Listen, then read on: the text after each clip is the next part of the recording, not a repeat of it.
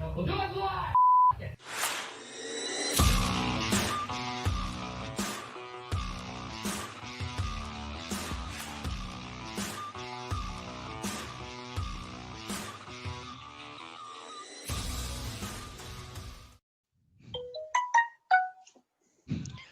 Hello and welcome to X presented by Big Red Cloud. My name is Andy McGeady. That was some kind of ringtone. Visit www.bigredcloud.com for all your online accounting needs. I've got a New Jersey on today. There are several more. But joining me today, I have Mr. Sean Holley. How are you? I'm good, thanks, mate. Yeah, weather's not good in Wales, so frustrating wet golfer today. But been looking forward to this all day because we're inching ever closer to some Guinness Pro 14 rugby, and we're going to talk some tonight. Excellent. Mr. Dean Budd, freshly shorn and shaven. How are you? It's looking good. Very good, thank you. Yeah, speaking of golf, I actually tried to change my grip on my driver today, and it's not something you want to do going off YouTube videos, I'll tell you that. About an hour of sweat, and it was worse than going to the gym. Don't do that. Don't do that. Washing up liquid's the best. That's what I used to use because it evaporates. Well, I tried it all. Eventually got there, but it was a lot of sweat and almost a few tears, I'll be honest. That'll work.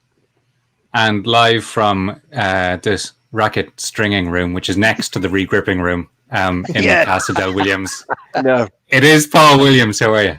I'm very well, Andy. The re-gripping room's being redone this week, so that's out of action. I'm very well, thank you. I've just stopped crying after the news about Nick Williams, pulled myself together.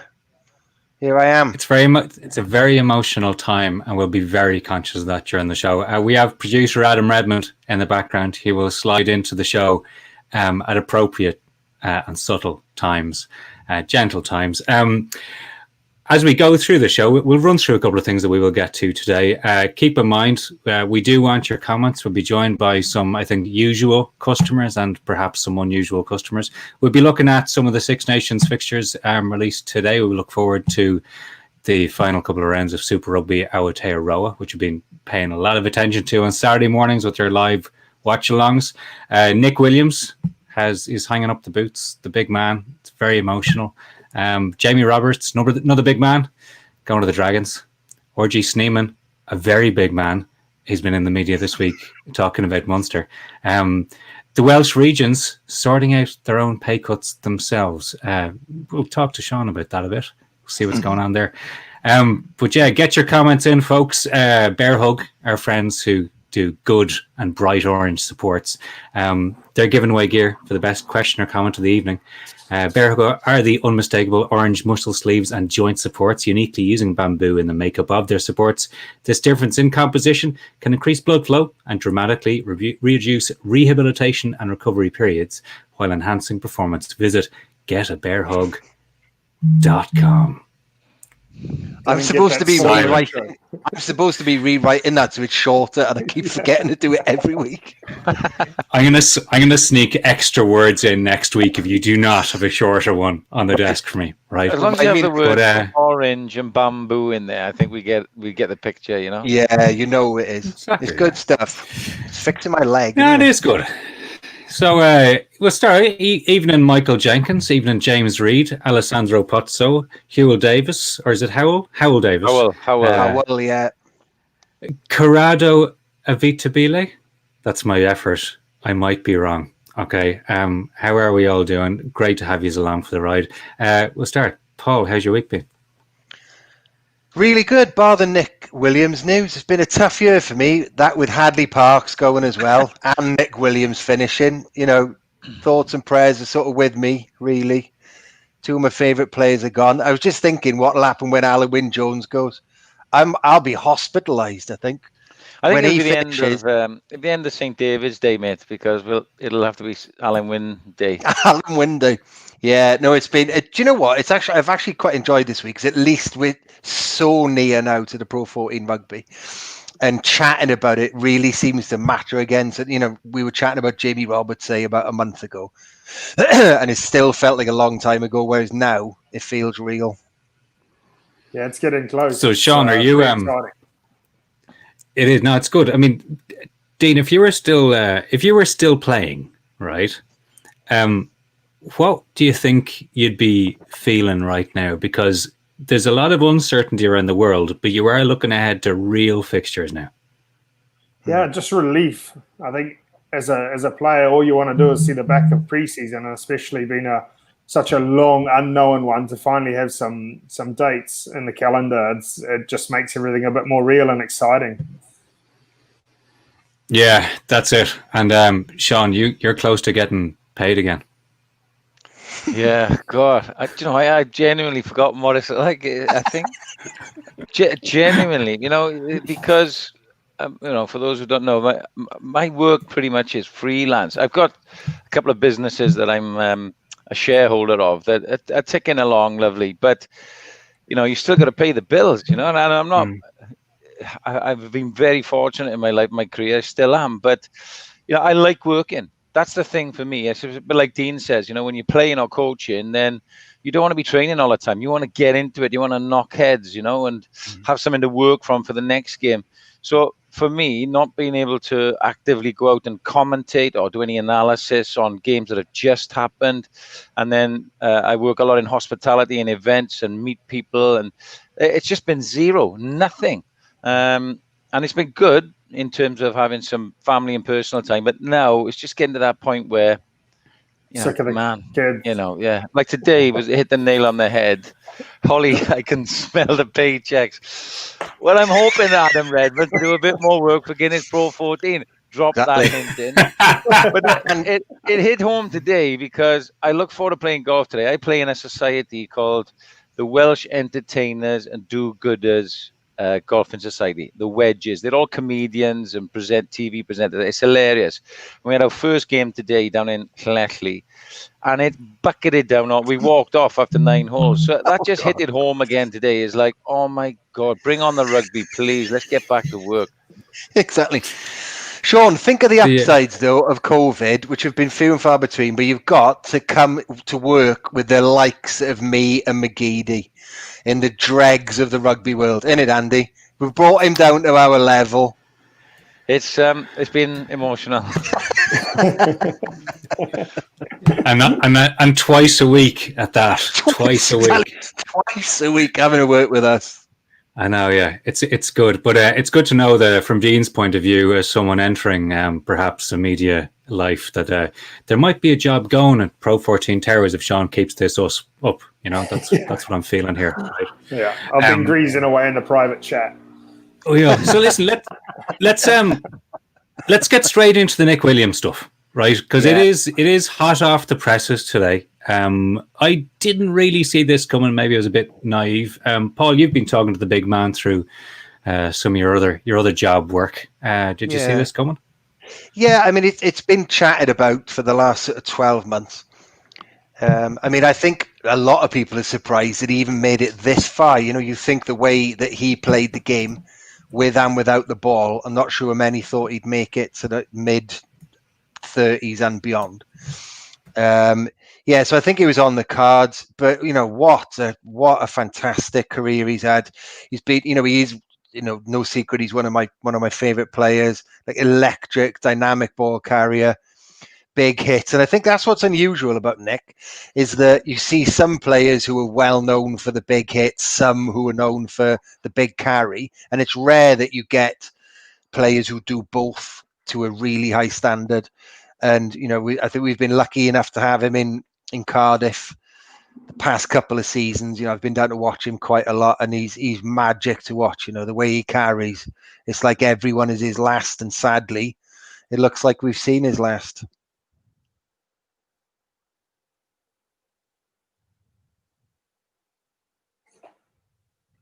Are we frozen? I don't know. I think he's got right. We're at Holley. I'll echo what Paul said. I mean, I will have coached teams against Nick Williams pretty much in every team he's played in the Guinness Pro 12, Pro 14. So, I've probably watched a lot of tape of Nick Williams and said a lot about him to players I coached, and it was always along the lines of he's such an influential player.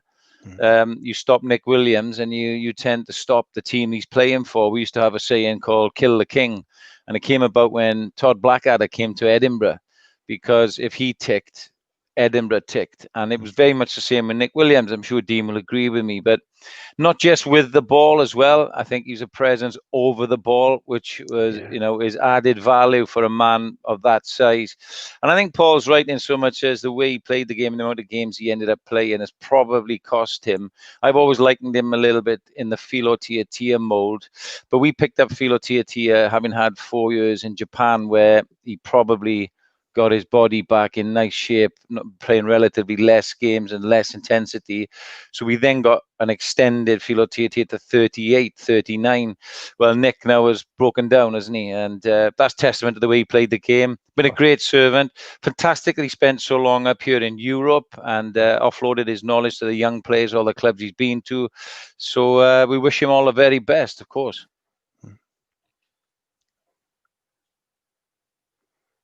Right, I think Andy's gone wandering again.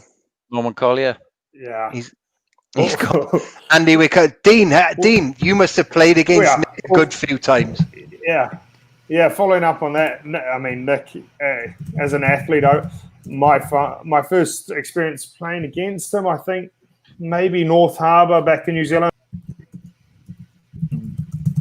Yeah, heading over to Ulster when Nick was there at Ulster, and I've never heard the phrase "kill the king," but absolutely couldn't be any more accurate. You stop him and get him early and really just pretty much dries up all the momentum any team can ever have, because he's just one man that can change a game. And if you can get the quicker, it was always an ambition. The quicker you get him out of the game, the more chance you've got at winning it. And just, I mean, a phenomenal player, and I'm sure he's probably into his 40s now in some of those Islander passports. So, Do you know? probably not a 38. He's probably good 42, I reckon. So he's done amazingly with his body. He has, and do you know, he went grey a little early. Big Nick went grey a little early. Some of the best people do, Paul. Absolutely, I went grey at age about 7.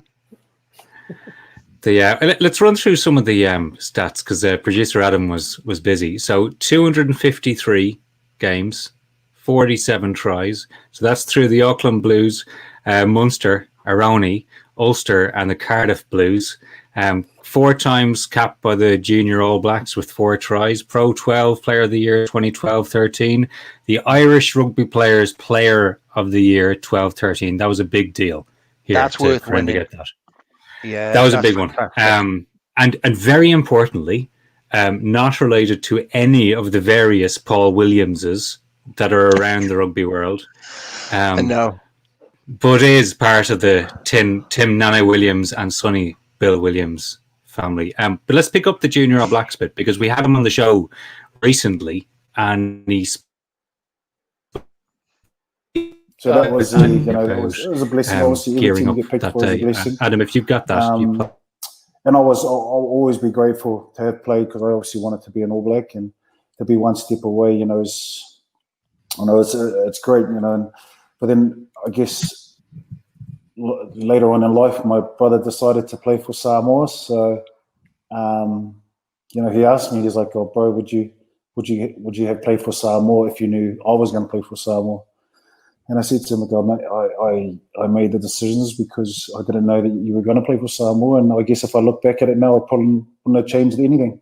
I would have just stayed as playing for Junior All Black. But you always have special times we get to play with family or against family.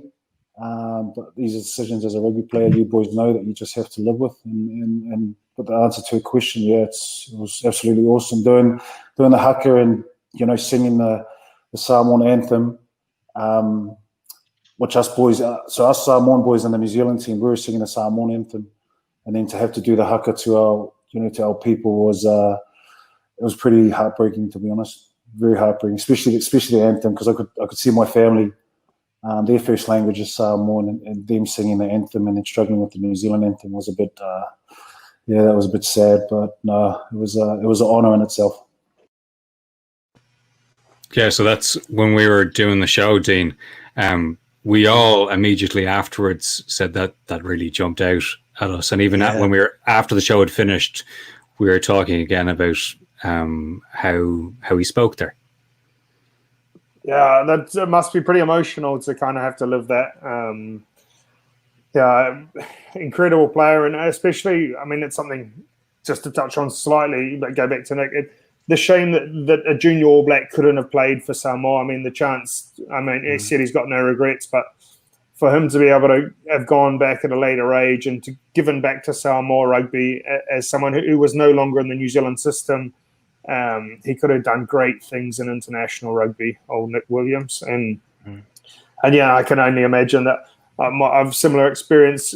I mean, my parents were singing proud the Italian anthem, but I always remember when we played the All Blacks, looking up and seeing them, they sung their heart out for the ABs for New Zealand anthem, but then looked up and they were getting it all wrong, no doubt, but tried their hardest to get the Italian anthem right. So that was a pretty proud moment from the other side of that. Yeah, it'd be good. That's great, Dean from Corrado. Corrado, you've got a big fan there. Paul, remember this has come up to mind. You wrote something which was pretty good about Big Nick's tackling, and if Nick had been actually playing on the Samoan team, this might have been what it sounded like. You go here. I wrote this about 12 minutes ago because Adam Redmond is a taskmaster. And he gave me about 2 seconds to write this. No, it's if you're ever pitch side watching a player hit like that, there's a different sort of sound in the tackle. I don't know what it is. There's only a few that I've heard do it. Jerry Collins was one of them. Nick Williams is another. It's like a deep, solid thud when they make contact. And once you've heard it, you'll never forget it. It's a frightening. I don't think I could. Well, I definitely wouldn't survive one of those. How players do that repeatedly, it's unbelievable. The thing with Nick as well, what we're paying tributes is, and Paul, and Andy, your ones to answer this, is he's very much a fan's favourite as well. Yeah, and that's he is. A lot of times you get players who are fashionable or good looking, or they score tries, whatever, and fans, like them. But for all the right reasons, Nick is a fan's favourite wherever he's gone. I like those sort of players. They leave everything out on the field. They do the hard stuff and then all the good stuff. But they're genuine blokes as well. Do you find that, Dean, as well in teams that you've played? Did you have those characters, and the people like yourselves migrate to those players? I know. I mean, Nick, even from playing against him, you'd migrate to him after a game. He was that kind of warm and welcoming to everyone on the field. So yeah, it wasn't just a fan thing. He had the respect of every locker room that ever went into as a wearing the jersey, and then even had the respect of every opposition after the game as well. So yeah, always very humble, but like you say, could hit and could hurt, and was very exciting to watch. Yeah, and Sean, you saw because I was. Oh, sorry, I was just going to say when you go down to Cardiff Blues, you're allowed onto the field, obviously now because they've got the synthetic pitch, and all the kids are allowed to stream on, and all the supporters. And the biggest queue, even with all the glorious glitzy backs that they've got at Cardiff Blues, the biggest queue is Nick Williams for the autograph all the time, every single time you go down there. And I think the other thing that I mentioned quickly in the column is that all of the clubs he's played for, they think Nick Williams is theirs, which is a really nice sign, So if you speak to someone from Ulster, oh, do you mean our Nick Williams? Cardiff Blues fans think he's theirs now. And I think that's a really good achievement for a playing career. Yeah. It's good. So have we got Swifty in the comments here? We didn't verify that, producer Adam. See if that is. There you go. Swifty, and couldn't agree more about Big Nick. Excellent. Love that. Dean, when did you've been around the block a while? When did you first run into Big Nick? First time was the end of the 08 Blues season. I think it was 08-09 season. And we were having it was Big Pig on the Spit, actually. And we're all there, and then a few ex-Blues players turned up that were in town for the day. And then we had all our personal cubby holes, and in our cubby holes we'd all been issued our jerseys that we'd worn throughout the year. I mean, in those days. I think we got one or maybe two if you'd started the majority of the games. But I always remember looking over, and there's, we'll just say borrowing for no better word, Nick Williams going through Anthony Borrick's locker and just grabbing one of his jerseys to give to one of his mates, and said that AB wouldn't mind that it had gone missing, and that he'd pay him back one day. So Nice. So it was a good laugh. Yeah, do you know what? If Nick Williams comes over and borrows something off you, I'd say it stays borrowed. Oh, absolutely. Yeah. As you say, he probably would have given it to a young kid or a fan, so it went to better hands. Went to a good home. Yeah. Sorry to hear about Big Nick, says Raymond Harvey. He was one of my favourite forwards at Ulster. Good luck to you, Nick. Stand up for the Ulsterman. I think a lot of people with Ulster would remember him very, very well. Just a real popular dude.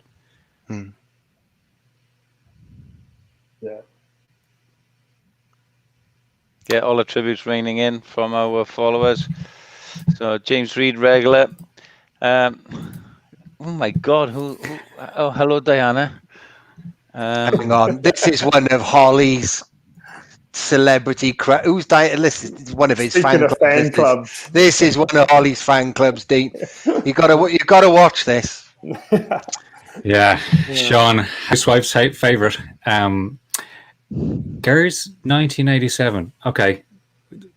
Evening all. Great to hear the Scarlets have extended contracts for 17 players.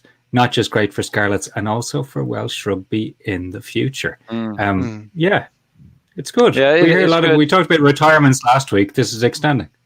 Well, in recent years, the Scarlets have always had a conveyor belt of talent down there for an area in West Wales where there isn't a huge amount of business and industry per se to other parts of Wales and certainly the UK.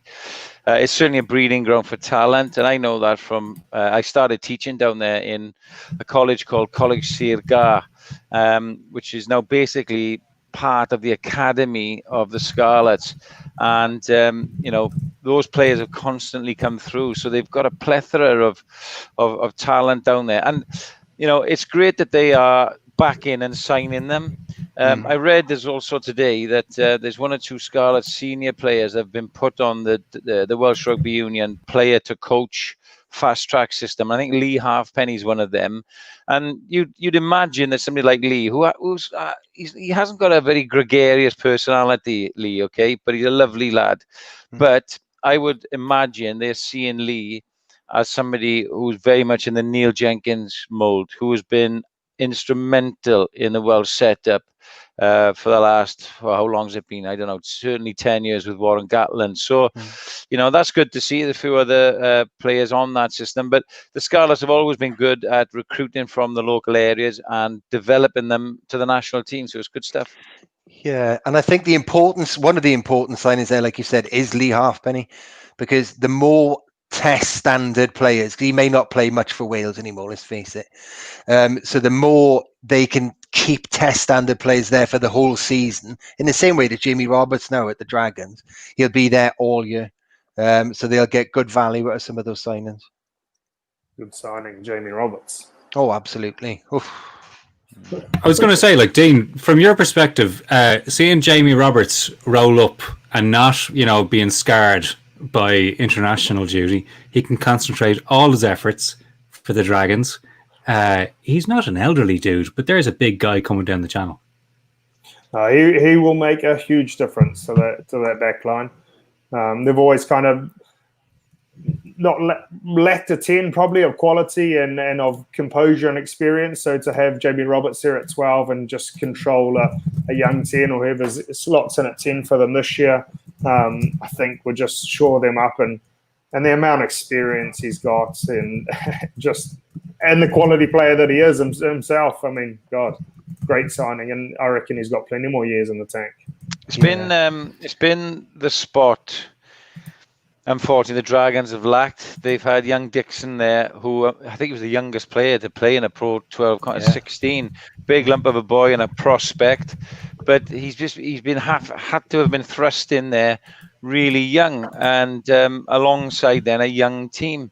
What Jamie will do now, let's face it, in the short term, a season or two, is shore up that area. And as Dean rightly says, you've got Sam Davis, Rodri Williams, good set of young halfbacks there.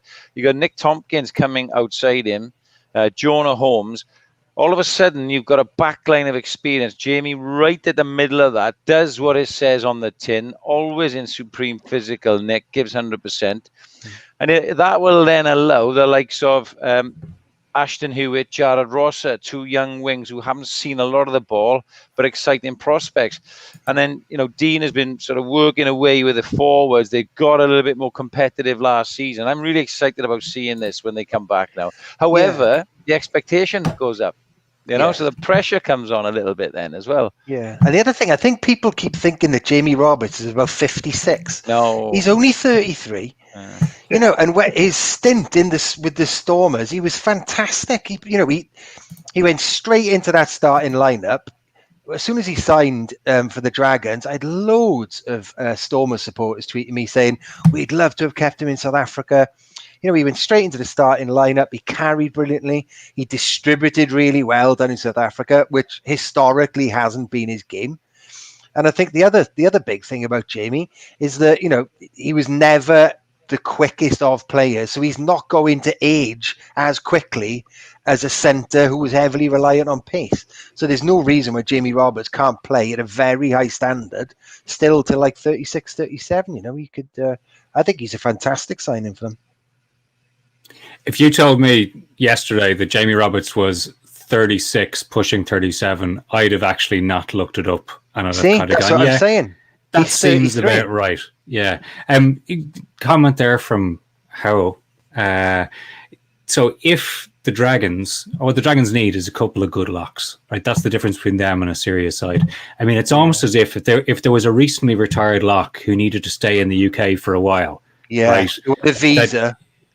Truck down the road, keep the old ticker going. What do you reckon, Dean? Well, I mean, it'd be hard to fill Corey Hill's shoes. He's a massive loss for them. Yeah. So I would be tempted. Absolutely. He didn't say no, Andy. He didn't say no, Andy. If you know anyone there, just let them know. Here, Bud refuses to rule out return. Right. Yeah. There's not the only move this week because Kelly Brown is going north. Yeah, here we go. So we got awesome news. Awesome. You can take the man out of the newspapers. You cannot take the newspapers out of Adam Redmond. Well done. Pete Redmond. Awesome Newsweek.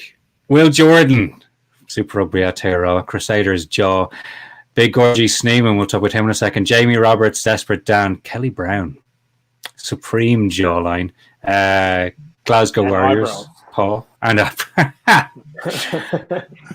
Paul, this is one you called out. Which one was this? Sorry, Kelly Brown. Oh yeah, Kelly Brown. I think that's a great move for Glasgow. I think, Saracens, they've got this reputation that it was all about the money. Well, that's partly true, but they were also a really well-coached team. So, in bringing Kelly Brown up to Glasgow, you're getting the cheat code, really, not the actual cheat code. You don't want that cheat code because you get relegated or taking the code. But you might get, the rest of it, it'll all come with him, all of that coach in-house. If you can bring a coach from a club like that, that's a shortcut to all of the things that they've done well. So I know he'll be, his role is actually the breakdown. But let's face it, he's going to bring an awful lot more nous than that with him. So I think it's a fantastic signing. Yeah, I think that's a good role for him too, because I've seen him singing in his retirement, and he seems like he's a hell of a lad. So I'm sure that he's not straight into the serious head coach role or anything like that. He can kind of be a good link between players and the coaching staff, and I think culture-wise, more things I hear about Sarries is how amazing the culture they've created there. So I think if he could bring some of those culture aspects to a pretty strong culture already at Glasgow, you're only getting better. Yeah, every player gets a free cafe. What I like about it is, and I've worked with Danny Wilson, is the guy's Scottish. You know. So he's bringing a young Scottish coach back to the country, and with the experience, not only of international rugby, but of that Saracens culture. Now, it can be a nice sort of bridging philosophy for Danny, who's going up there as a English Welshman coach. And you can find that that's quite a lonely place. So he's surrounded himself with the likes of Kelly Brown. I think it's a good move for Danny. And another thing that Danny learned at the Cardiff Blues was that the coaching team and the relationship and the culture with the players is very, very important, particularly when times get tough and the season gets long. That's when you need each other. And I think Kelly Brown will be perfect in that position, not just from that technical, tactical side, but also from a cultural aspect. So well done, Danny. That's a great appointment. Yeah, you had the R.G. Sneeman, another big man, talking to the media remotely, as these things work these days. He was talking to the media about moving from Japan to Munster Rugby, and he wants to keep playing international rugby while he's there. So I suppose all bets are off at the moment. So that sounds good. Dean, he's a very, very large human. Yeah, they all are. I tell you, he is a monster though. He's scary big. And oh God, if there's one team I never wanted to play, it was South Africa. I remember just being in the tunnel, and you've literally got 8 blokes who are bigger than me. Well, they're all bigger. They're all jacked to shit. And they're just massive, like tall and just incredibly big humans. And yeah, I mean, I can imagine why he wants to keep playing international rugby. He's awesome at it. So, and he's still got a big career in front of him, I think, internationally. I mean, what was your so your height? What, you 6'6", that kind of height? Well, program height, yeah, but probably in reality 6'5". Yeah, so even feel like you're a big dude, but when you come up against a guy of the size of someone like Sneeman, like how does that change how you approach a game? Because suddenly you can't just muscle a guy off the ball.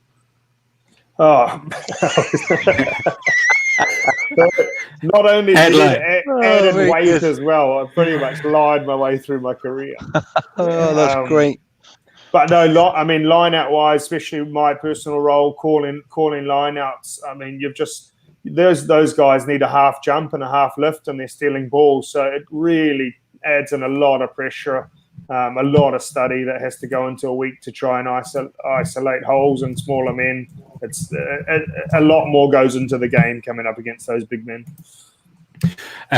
Speaking of big men, we'll go back to Jamie Roberts because Mark Freeman has a good comment here, which I think is on the nose. So this is a good comment, Blaine. You're bringing in the chat and Howell Davis' comment, which is that Jamie Roberts is big enough to fill in at lock if need be for the Dragons. I'm okay with that. That would definitely be an okay one. We could just boost his program height. He is 6'3". Yeah. We'll just list him at 6'5". He's in. Exactly. Play a real Brad Thorne role. Exactly. Ken the Sheriff, just like Ken, planning to go into his 50s. That's what we want. We want people trucking on as long as they're enjoying the game. Yeah, that's right. There's a legend, Ken the Sheriff. Wow. Antonio Ragazzi. I love Dean Budd. There's another fan club building now, Dean. I haven't got any. I need someone write in and say you like me. Holley's got his. Dean Budd's only been on 2 weeks. He's got fans. You are the fan, Paul. That's true. The live-in fan. There is the live-in fan. I'm glad to see the Italian fan base growing here. This is the postmodern podcast with the fan on the show. So before we move into you go, Sean. I was just going to say, we are the self-proclaimed rugby goggle box, aren't we? You know, it's Saturday morning. Williams, love me. Somebody love me. There's a song there. There's a song. You can write that. Oh, man. Comment of the day, if you're right, you love Paul. Yeah, you can win the BearHug stuff. That's it, exactly. We will go quickly to something before we go to Rugby Gogglebox, which is the Welsh regions sorting out their own pay cuts right now. So background, when things are working well during COVID, and this is always a moving target, right? So that caveat aside, we've seen the union, or at least a collective grouping, negotiate as one with the players on the other side and say, listen, what can we do here so that we all don't, wash away with no money and no jobs collectively, right? That has not happened in Wales. So, Sean, what is now happening in Wales? Well, I think it was back in April. We have this professional rugby board, the PRB, and it reached an agreement with the Rugby Players Association, of which Ken Owens is, I think, chair, or he's certainly instrumental in that, over a 25% salary reduction that would last for 3 months. Of course, well, that time is up now. And then apparently the negotiations have now broken down. They failed to reach some sort of collective agreement. And so, what they're suggesting is, in discussion, is that an agreement was reached that each of the 4 regions in Wales, that's the Blues, the Dragons, the Ospreys and the Scarlets, will work on a more what they've called localised basis. Now, obviously there are representations on that PRB from each region. So I would imagine they're just saying, rather than have that sort of gang fight, up in Cardiff where they all get together once a month or whatever, let's take 5. Let's take this a little bit more regional. We'll use the representatives of the PRB in the regions to negotiate further and just calm it all down a little bit and try and come up with some sort of compromise. Whether that compromise will be reached, I don't know. So, and what the repercussions of that will be, because I know there are very vociferous professional rugby players who are not so much shop stewards, but they fight the corner for their players. And Dean will hopefully back this up. This isn't about your top-end Lions international players who earn £300,000 to £400,000 to £500,000 a year. What they are fighting for is your academy-style player, or your development player who's just broken into the first team, who may only be on 25 grand, but he's made a big step just before lockdown. Well, 25% for him over 3 months and another 3 and another 3, but is a lot of money, until his next contract comes along.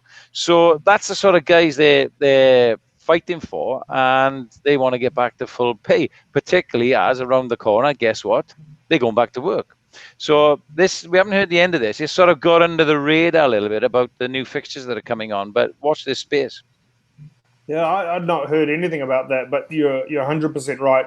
We have the same issue in Italy. It's guys on the bread line that are just need that money. They've got their house, they're paying for their car, and they've got things sorted, and they literally are getting to $100 left in their bank after every month, and it's a really hard one to manage, because either you have to treat players different, which no player wants. We all want to be treated the same, or there has to be compromise. But like you say, it's a really hard one to get right. When everyone gets used to their lifestyles and what they've had, so people can argue in any way for they need every dollar that they earn. So it's so hard, this whole 25% off situation. I think what we've got to try and avoid, though, as an end game, is like a player walkout or a strike, because that'll be, we need rugby back. We need people playing, and we need people coming in and spending money. But that's 2 routes. This will either be sorted or it won't, is essentially the upshot. And what we need to avoid is a load of players walking out. I know that seems overly simplistic. But when you think about it, Paul, right? You've got, we take the Wales situation as we're talking about. You've got the Welsh Rugby Union saying they've missed out on funds. They maybe need to be looking for a big loan. Yeah. All right? Or an influx of money. Then this situation comes up and they go, I tell you what, we'll localise it and push it out to the regional areas for a little bit. Well, those players are quite... That's spreading a mess, isn't it, weirdly? Because players are savvy, mate. They're not stupid, right? Yeah. And they will fight their corner, because the players will know, and this is just my opinion, the players will know that the union need those international games to go ahead in the autumn and the Six Nations. Yes. So they've really got them by the short and curlies if they want them. Yeah. say, well, we either agree something here, Yeah. or guess what, we won't play. But then the players are jeopardizing themselves for selection and then Lions year and all of that. So it's a mess. It's a mess. I know, it's horrendous. And, you know, if there was, it's like all these things, if there was an easy answer, it would have been done. So we'll just have to wait and see. Like you said, it'll either sort itself out or it won't. Oh, I know, but you know, weirdly, that is the upshot of it, isn't it? They'll either walk out or it won't get sorted out. This is a very black and white situation. There is no grey area. It is, yeah, but it is. You're saying that you know, we'll either solve it or we won't, and the last thing we want is the players to, I suppose, they know what power they have. We see this in other sports when players do come together. It's happened in all sports over times at particular times. Yeah, this doesn't feel like one of those times where we should get there, because it's something that is affecting all of us, and a bit of, you know, creative, pragmatic negotiation should be able to get us out of this. Whether that is a floor on the salary, you know, anything below this floor does not get touched. And just getting agreement as simple as that, and then work from there, maybe everyone can move forward. But look, listen, fingers crossed. We don't want that getting in the way of stuff. Will we move to? We can go to Six Nations or Rugby Gogglebox. Paul, you and your Russian fan base, says you're Mark Freeman. The trouble is, my Russian fan base is about as large as the amount of Russians who want to kill me as well. So it sort of weighs itself out, really. It's a difficult situation, Andy. It's like a crazy X. You still love them. The Russians monitoring your comments. That's what they are. Every word. I had okay. Virgin Media this week who sounded like he was from downtown Moscow. Let's go straight to the games that are here, and then we'll talk about the games that are to come. So for anybody among our viewers and listeners who does join us on a Saturday morning, Super Rugby Aotearoa, we're getting towards the end of this. So we've had 8 rounds so far, which has been absolutely great. We're moving on to round 9, 10 to come. Hurricanes versus Chiefs this Saturday morning, and Crusaders Highlanders on Sunday. We're at the end of this. Crusaders are almost there, folks. We did tee this up, Paul, at the very start of this, the saying, if you wanted an enemy, if you wanted the Panto villain, it was going to be the Crusaders, and they have stood up to the mark. Yeah, they have. Because, Dean, just so you know, we started doing the Super Rugby stuff, and then, of course, some people in the UK don't watch that much Super Rugby, so we almost had to do a stereotype of what the sides were. And it was that the Crusaders played almost the un-Kiwi-like rugby, because it's quite test-like, and it's, you know, it's all about using the pack, and it's not offload like the Hurricanes. Yeah, but like you say, Andy, that is exactly what's happened, because the Crusaders, they are the perfect blend of all of the Kiwi teams just put into one. You know, they do everything. They're so ruthless. They're so efficient. They've got a fantastic pack of forwards. They've got equally clinical backs, and they've also got the flashy wings, and with Will Jordan now. So yeah, it was always a big ask for anybody to be able to outperform the Crusaders, especially it's become such a condensed competition. I've written recently, that Kiwi Super Rugby now is probably the best club competition that's ever existed, because you've never had such a small pool of good quality teams. It's just those guys playing each other every week. So yeah, they've been fantastic. Some of the other teams have performed well. I think we've been impressed with the Blues. They've got some good youngsters coming through with Hoskins Sototo, and obviously Caleb Clark's been fantastic. But the Crusaders are the ones to beat. They always are. It says something, isn't it? The Super Rugby Team of the Week has 7 Crusaders in it. Yeah.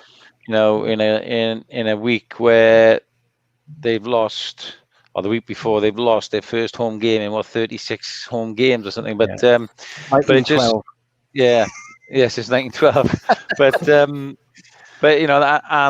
those 7 players go right through from number 15, Will Jordan, who we're going to talk about, through to number 1 and number 2. So it shows that they've got that sort of core line, Dean, through the side. And I commented when we were watching them the other day that all the talk was of Sam Cane one game or Tutu and then another. But then there's several guys in the Crusaders team who are young guys that our average viewer will never have heard of, and yet they still keep producing them and they still keep putting up the goods, don't they? Well, I'm one of those blokes that hasn't heard of half of them, so you're spot on. I mean, especially when you take it back to the NPC under that, you won't know a name, but then come next year or 2 years' time, they're this Crusaders side, which is just unbeatable. And then in 2 years more time, probably they have some pretty quick turnaround, 6 months even. They're the All Blacks. They just produce, and it's phenomenal. If you ever want to be an All Black, that's where you want to be going to school or university to get into that system. So James Reed has put, we don't do a Sunday watch along because he said it's a crying shame that Caleb Clark's performance was on the Sunday game this week instead of the watch along, because he was amazing. Know if Paul could have contained himself. What Caleb Clark, there are people who won't have seen Caleb Clark play. He's an unusual shape, Paul. Yeah, he's very bottom heavy. Good chassis. Good chassis, good undercarriage. He's on the weekend. I mean, he's become a double tackle minimum now. I mean, Sean quite often mentions those players that if you can, you'll try and coach to be double tackled. But he's double tackle minimum. And the trouble is, he's so stable in the tackle. On the weekend, he was offloading with two people hanging off him, and you wouldn't know that he was being tackled. His passing was so stable and simple.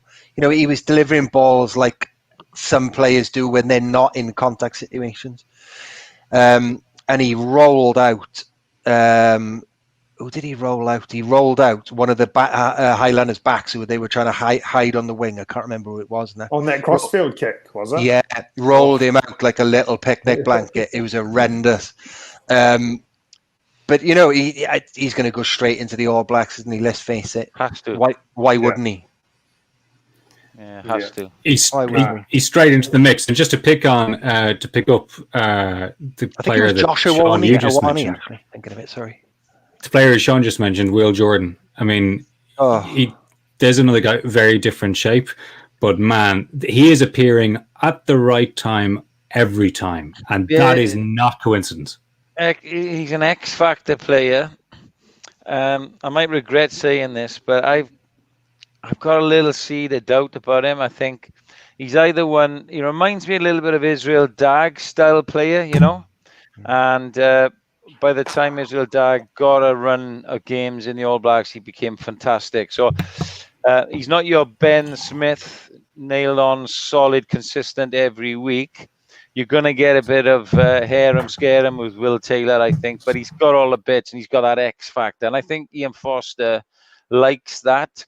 So, we could see him as well. Now, what if we had a Sevu Reece, Will Taylor, Caleb Clark back three? I'm thinking on the flip side, Dean, there's huge danger there, but I'm thinking there's vulnerability as well. I don't know. What do you think? But also, Rico Awani's got to fit in somewhere. It's your classic kind of All Blacks dilemma. Try and pick a back three. They're just all so good. But I think having that too much youth there would be a bad idea. But I honestly haven't seen enough of the Crusaders games or Will to really give a fair comment on where he could slide into it. He'd certainly be the last of those three names that I would have thrown in the mix. But I mean, it's scoring tries every week. There's got to be something good about him. He's only scoring tries every week and master of the catch when you start from the other side of the sideline, keeping the ball in play. Beautiful, man. Yeah, what he did, Dean. I don't know if you saw it. What he did, it was a kick to touch, but he went into touch and launched himself into the air towards infield, caught it, and landed 2 feet just inside. You know, beautiful skill, good technical knowledge, law knowledge as well. So it's things like that. You know, he has got that X factor. Fair play. Yeah. It's good. He's a very, very exciting player. So when we look ahead, like, yes, the Crusaders are ahead. So they're 24 points ahead of the Blues. They're in 22. Hurricanes 16, Highlanders 10. But what's the big difference at the top of the table? The Blues have played an extra game, 7, whereas the Crusaders have only played 6. So there's still a chance, right? Big Highlanders upset this weekend. That's what we need. Okay, Yeah. so we need Highlanders. I may have some more jerseys in stock for this weekend. That's a definite. Right. But we need the Highlanders to do their thing, and then the following week we need the Blues to do their thing. So all we need is this weekend, Highlanders, do the impossible, please. Yeah. Keep it alive. We'll all be very, very happy. But you know what, lads? Either way, it's been a hell of a ride, and I'm definitely in for the last 2 weeks of this. It's been fantastic. Yeah, we want all our followers and listeners and viewers to join us as well, because it's good crack on a Saturday morning, because we meant, tongue-in-cheek rugby goggle box. Essentially, that's what it is.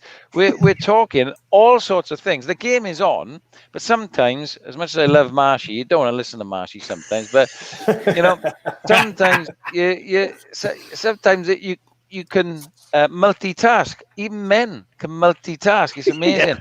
We can watch the game. We can have our rugby goggle box under the sticks, a Super Rugby, and we can play around on our phones as well. It's amazing. We can do it all. Join in. It is good. Only so many times you can hear boomfer on a Saturday morning. Yeah.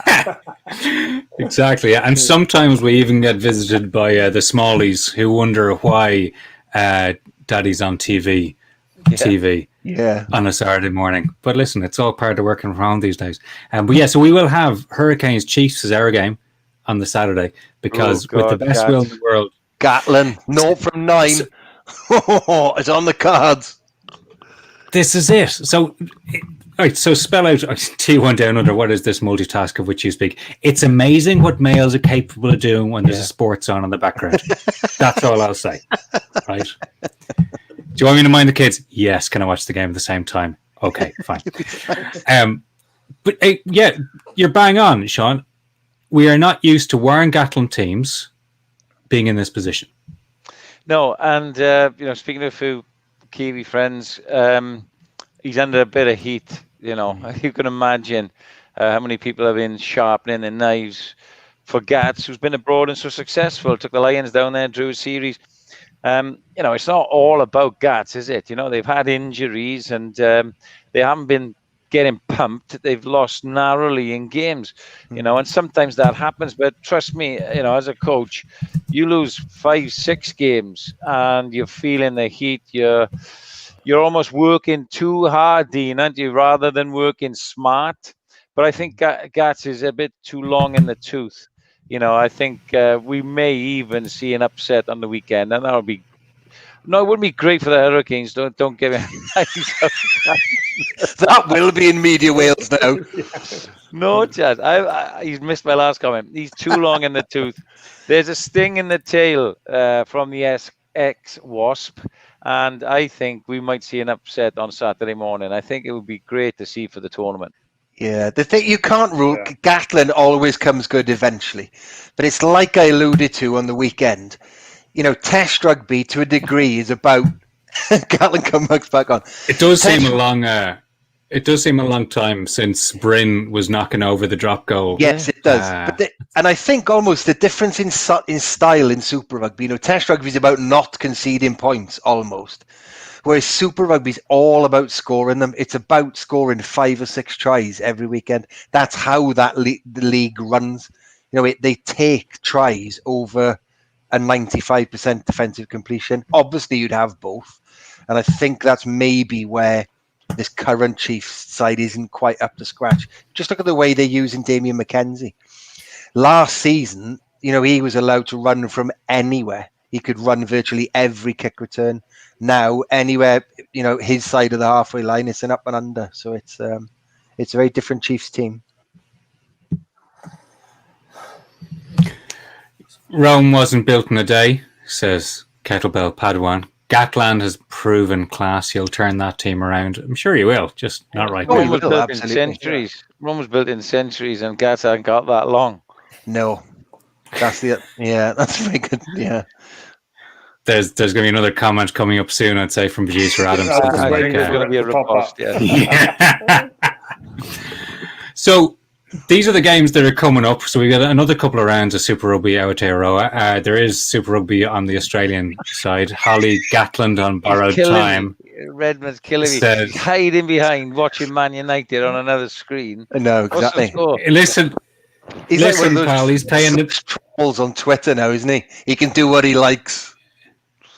I for one love our overlord, Mr. Redmond, who pays the bills on this show. We do need to have a little look ahead because there was some other news that came out today, which is finally Six Nations. We have actual fixtures in the diary. So what do we have? Round 4, Ireland, Italy. That game was that at the time we thought, well, they're working a bit early, calling that off. Well, you know what? They did the right thing, and that's October 24th at the Aviva Stadium in Dublin. Round 5. Finish it off. Wales, Scotland, Italy, England, and France, Ireland. That's all on Halloween on October 31st. We do not have a venue for that Wales game because the Principality is still not a rugby venue right now. It is still geared up towards COVID. Ireland, if we win against Italy, straight shootout for the title with England and France. I don't know about you, Hugo. I want to be very honest here. I like being honest. I had to look up the Six Nations table earlier this week because I had completely forgotten. I did. Wow. Genuinely, there's a lot has happened since March 8th, which is when it was last updated. So if I'm right, it's England, France, Ireland, Scotland, Wales, Italy. No.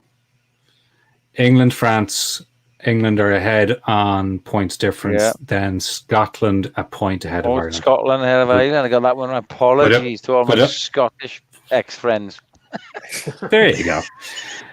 So Ireland have that game in hand, but that's where we are. Dean, have to go straight to you on this one because this is the one we mentioned last week, which where time's different. You'd have been playing that game.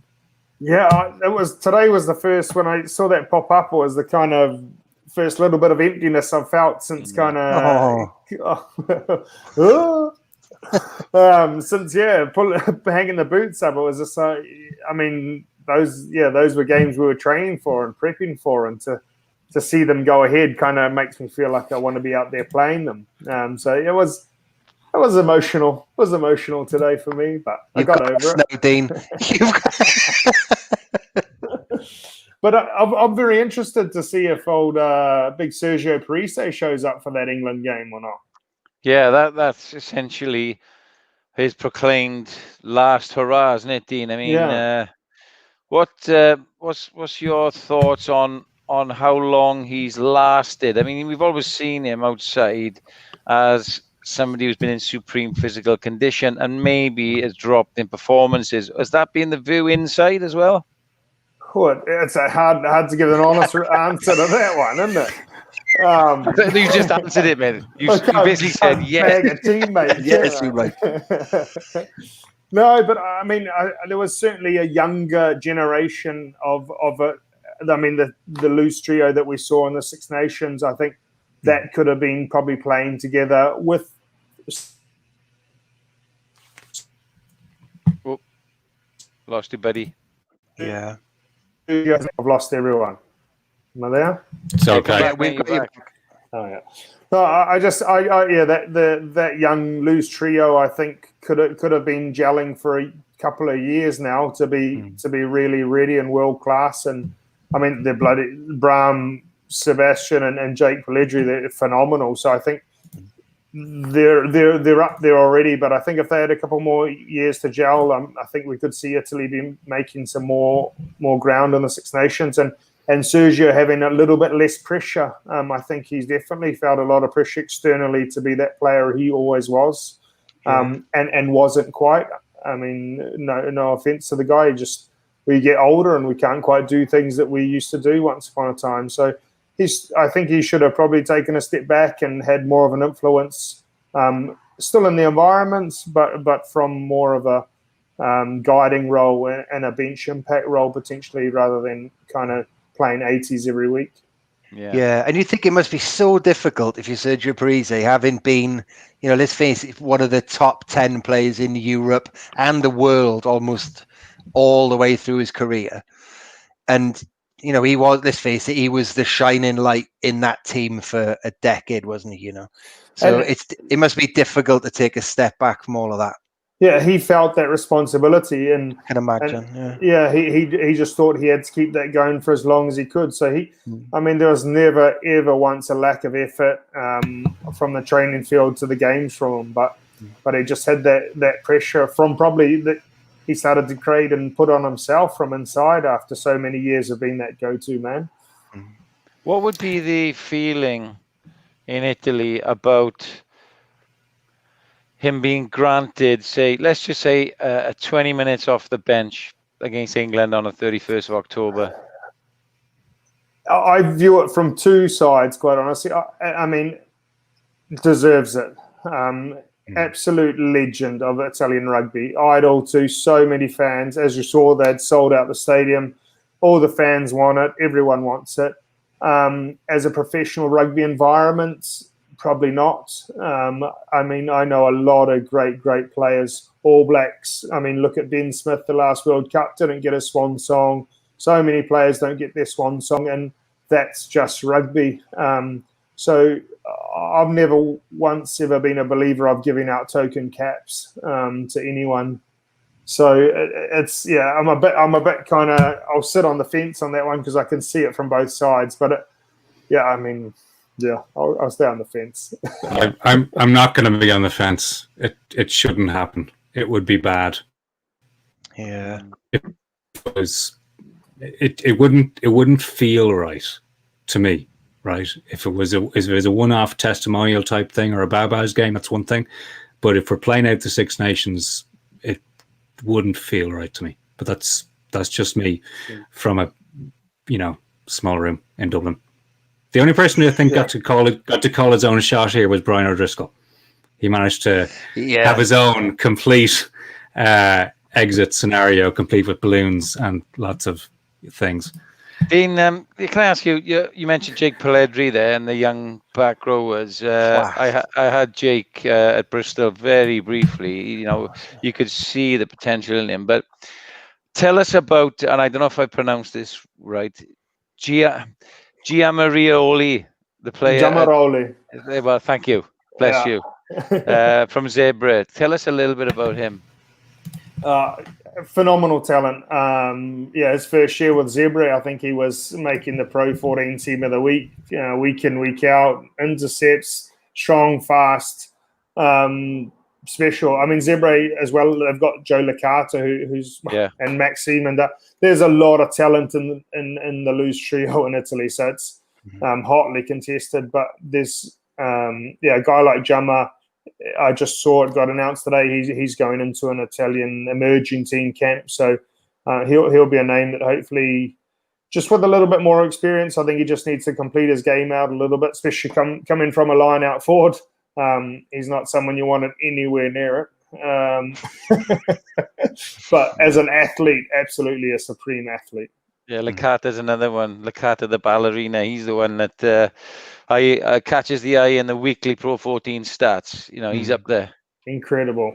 I don't know how he does it. Like, he can just turn it on when he wants. The amount of offloads he probably throws in training that go nowhere close to anyone. But come game day, they're pinpoint, out the back, left hand, whatever you like. He could just pull them all off. I remember we played our derby, and it was pouring down with rain, mud, blah, blah. Picks off the back as number 8, throws a no-look offload and goes straight to hand. I was like, what?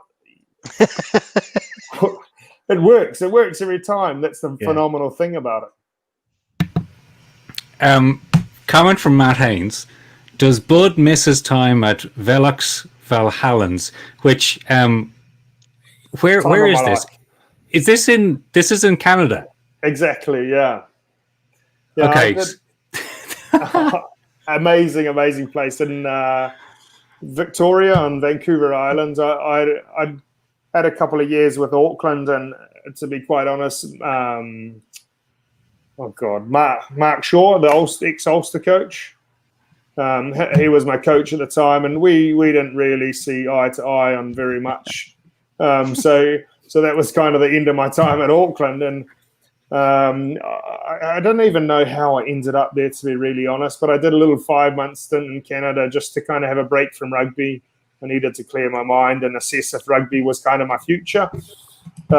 And had the best time of my life over there. It was the Winter Olympics 2010, I think, and was parties and more parties and a little bit of rugby and some training here and there, but incredible time. See, that's a proper comment, Matt Haynes. Well done. That is very, very close to being the comment of the week. Usually producer Adam would pick these things. I think we've a couple of different ones today. I do Matt Haynes coming in with that because that was random knowledge, which I did not have. I did like Paul as a Russian fan base from Mark Freeman, because that's bringing last week's episode into this. This was a cracker. This came right at the start of the show. James Reed talking about Holley's potential return to Pro 14 commentating action, and perhaps, if he plays it badly, his exit from same. The rise and fall of the Holley Roman Empire. It's actually the rise and rise, James. The rise and rise. That's right. Watch this space. Back strong very soon. And of course, we still have Diana, household's favourite, Sean. Hi, Sean. Grandadian, Richard the Lionheart. We've got a few. Any jumping up here, folks? Let's have a look. Well, I'd always like to think of somebody who contributes a lot, you know. So, James Reed is a crying shame. The kid, I think James, he's watching us every week. He comments, he joins in. He does. He mentions about Caleb Clark, which sparked an interesting conversation led by Paul. So for that, and not the rise and fall of the Holley Empire, let's give it a James Reed. Yeah, I think that's a good call. It is. James, you're getting it for the Holley Roman Empire, for the record, right? So get in touch with the Under the Sticks Twitter account. We'll get you that sent out via the glamorous and gorgeous producer, Adam Redmond. Thank you very much, BearHug, and thank you, James. Thank you, everybody. That is a wrap for this week. Thank you, Dean Budd. You're looking gorgeous this week. Did not recognize you. I thought you were like a pumped up Ian Madigan there with your Barnett and just so smooth. Thank you, Paul Williams, for joining us. Thank you, gentlemen.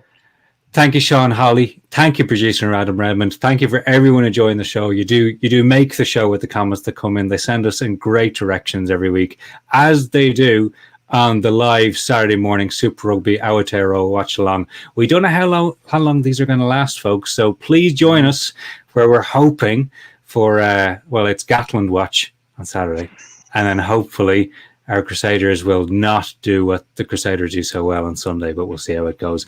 That was Under the Sticks, presented by Big Red Cloud. My name is Andy McGeady. We will talk to you very soon. They call me cheetah.